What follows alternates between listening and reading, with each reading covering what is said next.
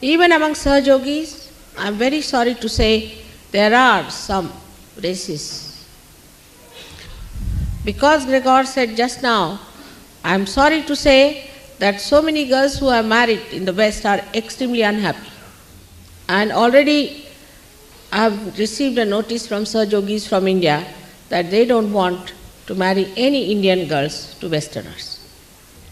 I know of Sahajogis who ill-treat their wives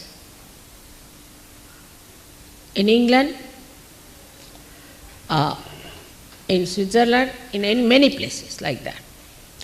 To overcome this, all such Sahajogis should beat themselves with shoes themselves, or ask their wives to beat them. That's what they deserve.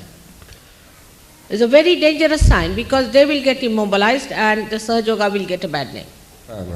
It is so imminent, and I am so much worried that I would say that Sahajogis, if they come to know of such a man, they should get hold of him and give him 51 shoes nicely on his head. And all such racists must know that if they had married anybody from their own country, they would have had nice slaps on their face every day. All this is very saddening sometimes, even on this day when I am sitting before you.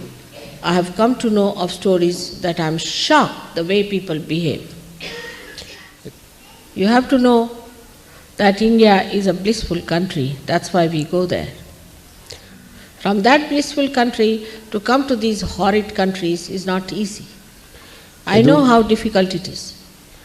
I have called all these Sahajoginis that you go and learn something from them. Instead of that, you start criticizing them. It's better that you have no more of them here. This is the reason I brought them, because you don't know anything.